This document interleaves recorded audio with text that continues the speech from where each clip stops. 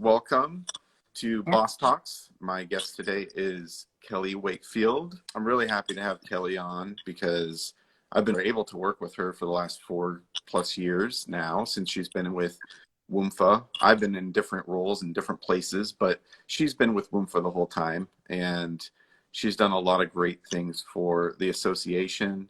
I've always been on the vendor side, and as supportive as I can be in my role, but she's done a lot of great things for us as an association. She's written a lot of great proposals for getting awards and resulted in 4 straight years of WMFHA being awarded. It's never necessarily her directly getting the award, but it is her hard work that has resulted, besides the work of others that she's highlighting, but she definitely plays a major role in that. And one of those people is Erin Heathers, who just joined as a viewer. She also was an award winner this year for NAA. We'll talk to her next week, which I'm excited about as well. But Kelly, did you want to kick off by talking about yourself a little bit, introduce anything I left out, and let us know a little bit about yourself and your passions in your professional and personal life? I'm really happy to be here. My name is Kelly Wakefield, and I am the Director of Marketing and Communications at Washington Multifamily Housing Association. So that's your Washington State Apartment Association. I've been involved for 4 years now, coming up on my 4-year anniversary in June. Yeah. And I just adore the people that we work for, this industry, and the opportunity for me to be able to showcase our members in a really positive light. Members like Erin Heathers, who is our Certified Apartment Portfolio Supervisor of the Year and on this call right now. And really anyone who wants to share their story. So I always love to encourage people to go beyond the scope of the work that they're doing. So I talk to our members about Women's History Month and Black History Month, and for this month, Asian American Pacific Heritage Month. And whereas that information doesn't necessarily relate to the work we do in the apartment industry, it's all about the people. We've seen a lot of success just showcasing our people and putting people in the center of the work that we do. Yeah. Well, and I will say you've done a great job of telling stories. In my role, I'm seeing a lot of the other associations and all the different ways they communicate and get the association members active. And I think you and the rest of your team at WMFHA have really done a great job of embracing stories of people that work for obviously different companies, but they're all part of the multifamily industry family, because we know that it is a family of people that move in between companies and roles and all things. So you guys are doing a great job with that. And the stories that you've been able to showcase are about individuals, about companies, about even just topics. And I'm amazed at how many you do, videos especially. So what's some of your favorite stories that you've been able to tell? I really love to learn about people themselves and what drives them. And so a lot of the stories that I've had the pleasure of sharing, some of those people who just fell into the industry, and that is a lot of people, but hearing how they got started, just them and continuing, and who they are just as a person outside of their career. That to me is really motivating and inspiring, and it keeps me really excited about the work I do because I'm such a people person that I just want to connect. And it's incredible. And I think, it's specific to associations to some degree that we're very member centric. It's all about the people who are part of our membership. But I think for other companies, for other industries, putting people first, it goes a long way. I think you can really leverage something that's relatable, and it might not be a product or a service, but if you can tie your company back to the people who are either helping run the company or the clients you're working for, it bridges those gaps and builds those relationships and makes people want to be more involved. And I think most people like to see the personal side of a company or an apartment community for that matter. And to only see like stagnant posts, whether it's online or whatever it is, I personally am seeing people don't really engage with that stuff. And people want to know what's going on behind the scenes or who these people are that are leaders or whatever it is. Yeah, I think it's really great how you've captured that, both written and with video. And again, you pump out a lot of content, so I'm not even sure how you do that. Content is king. It is.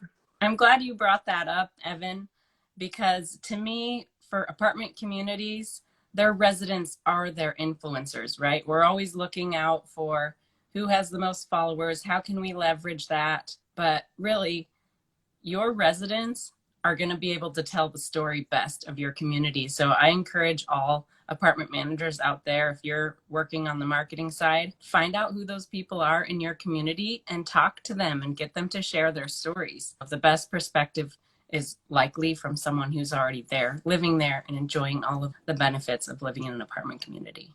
Yeah, the people that live at your community are your demographic. We don't keep track of that, but the people that are there are those people, highlighting them and letting them tell their story of how they enjoy where they live. I think that makes a lot of sense. Thanks for sharing that. You've brought up how you also just like to build community in different ways, whether that's through maybe video or the online platforms or social.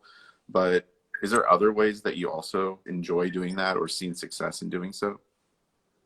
Yeah, and this has stemmed from my entire career and just me as a person. I'm very people oriented and I get my energy from other people. I'm definitely an extrovert. And so I have always gone out into the community and attended networking events involved in our local Chamber of Commerce here in Seattle and have made some great connections that way. So you really never know where you're going to build these connections, whether it be at a volunteering opportunity or within your children's school. Wherever you go, there's an opportunity to build a relationship and connect with people. And, you know, I've worked at many different companies. I've lived in many different neighborhoods within Seattle. Went to school at University of Washington. So I have a stronghold in Seattle. And I'll tell you, having gone to so many events and attended a lot of community activities and just been out in the community, creating that visibility for myself, now I'm at the point where anytime I go somewhere, I see someone I know. Yeah. And it happens all the time. So I love that feeling. I love being connected to my local community and building relationships and networking. And that isn't always something natural for everyone. I'll tell you, the more you do it, the better you get at it. And I would encourage people to come up with a couple new questions to ask instead of just, oh, where do you work? What do you do? Approach each conversation when you're out there networking as something new and exciting. So whether it be, hey, what's your favorite hike? I love to hike here in the area. Or where are you volunteering? If you have time, where do you spend your time in the community? It might just spark the conversation in a different way. No, that's great. And for you, you came to this association not having any background in multifamily. So having done what you've done with networking and building community and asking questions, you pretty quickly, I think, learned. I'll have to tell you, Evan, the first thing I did when I came on board at the association, I started interviewing people. And I didn't put my camera in their face right away. If any of our members are here, they'll know that's my MO. I put my camera up and hear what you have to say. But I just started asking people about their experience with the association, different members, people who'd been around for a long time, and getting a real feel for the values that our members have with the association. And it just snowballed from there. Of course, it did take some time for me to understand the industry. It took about a year for me to be comfortable, but it could be any industry.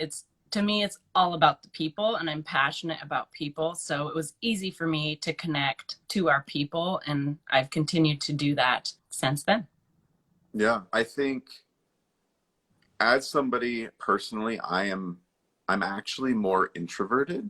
And so when it came to going to big events and things like that, one of the things I've had to learn is to get out of my comfort zone and just start in large, especially large groups, start talking to people, because it takes more energy for me. Not that I'm unsocial or I'm not exactly shy, but it's just more awkward. I'll have So to tell you, Evan, I have my shy and awkward moments as well. And I think this opportunity of being on this boss talk to me was one of those moments of coming out of my comfort zone, because I'm usually behind the camera that's very true.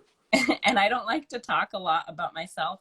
And I didn't always consider myself a boss. And I think for anyone out there who can relate to that, just like Rihanna said, fake it until you make it. Just pretend you're a boss and keep reassuring yourself every day that you are a boss, and you are. And it takes that like constant reassurance for people like me, maybe who exert ourselves a lot, to remember to build ourselves back up as well. Yeah, and you're worthy of being in front of the camera every once in a while too. It's always good to talk about ourselves. Again, that's something I've always shied away from. What I'm doing right now, this is not normal for me either. But I do love connecting with people and having conversations.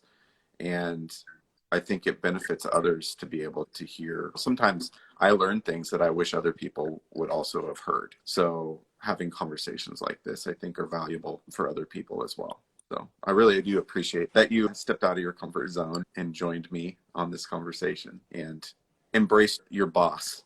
Boss Great. status.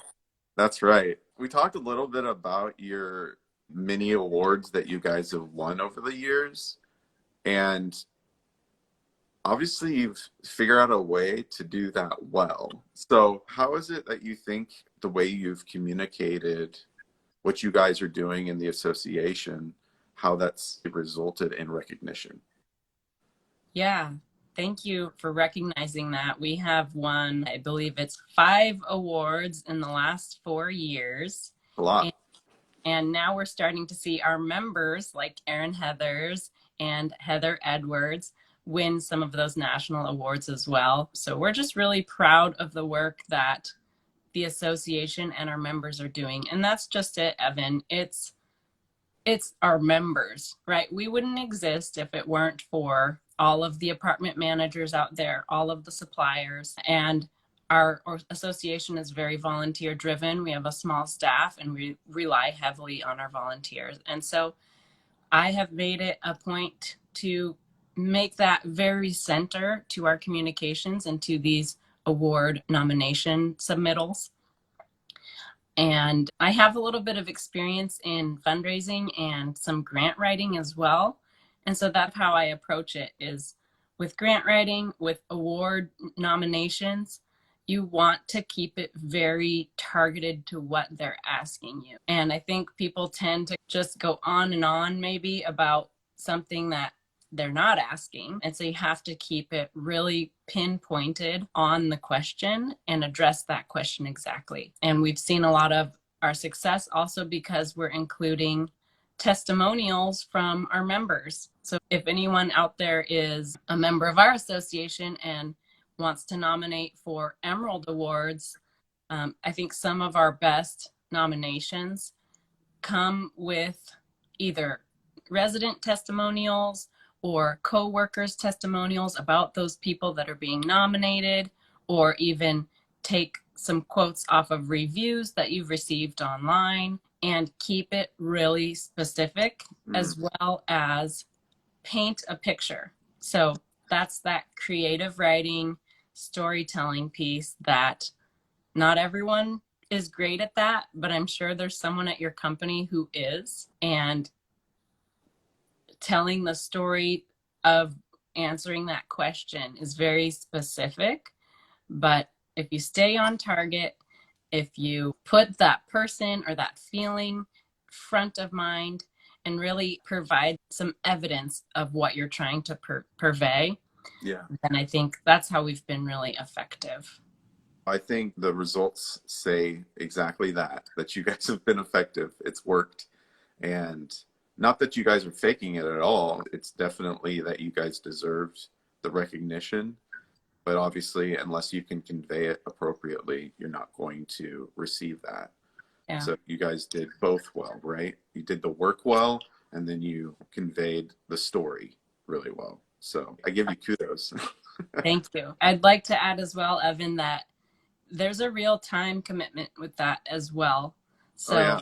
it shouldn't be an afterthought. When I get to writing our award nominations, I start months in advance so that I have plenty of time to have the story unfold with words and graphics, and then also refine that, because a lot of the times there's a word, and so you have to, like I said, you have to be very specific, and that takes time. And I've dedicated probably 40 hours, like a whole week worth of work, to developing some of our award nominations. So I encourage everyone to put the time in. Yeah, no, it's worthwhile, I think. And again, it shows in the results. When it comes to video, which you do a lot of, do you have equipment? Did you spend lots of money on all this stuff? What's the benchmark on getting started in doing video in an effective way? What do you do? What do you use? Yeah, I came to the association with my own camera, and having lots of video experience prior to that, I made sure my camera had an auxiliary input for audio, because there's a couple of things you want to do well with video, and that is lighting, audio, and content. That's sort of it. You can use an iPhone to do all of this, and you can plug in a little microphone, $20 for a lapel mic that connects to your phone, and $10 for a light. It could be a flashlight, whatever you have on hand. It's really not that hard to get started. And I think that's just it, is getting started and practicing it. And with time, you get better and you come up with better content and start paying attention to the details, like what's in the background of this shot. But it's really not that hard to get started. And I think those iPhone 13s, and I can't speak to the Android devices, but I think those are pretty great too. I think those new phones are getting better quality footage and better quality pictures than my fancy mirrorless Sony camera. Yeah, it's crazy. I remember when they first put a camera on a phone, I was like, that's stupid. Oh, man. Obviously, I don't have foresight. So, yeah, that's all we use now. I used to have a camera. I don't even know where it is anymore. So, it's all on the phone. That's for sure. And then when it comes to editing video, like, did you buy a bunch of programs and stuff? You got to have something that can splice it and dice it and edit it and all that good stuff. So what do you use for that? My skills are honestly pretty rudimentary. I use iMovie, which comes free with any Apple product. It's even installed on your iPhone. And again, I've just learned through practicing and doing it as I go, but there's no need to invest in any fancy editing equipment. I'm a marketing and communications generalist. I know a little bit about many different things, Sure. but I don't have a very specific focus or expertise in one category. And if I were to want to produce movie quality videos, then I would probably have to invest months of my time in learning like an Adobe product or something like that. Yeah. All of this is within everyone's reach. And again, I encourage everyone to just give it a try. Just get started with something basic, have fun with it. I think a lot of content nowadays, we need to focus on being entertaining if we want to keep up with those TikTok videos. And so it has to be fun, right? Yeah. Our members are fun and our content is really fun, but I don't have anyone dancing yet to one of those challenges, which that's the next step.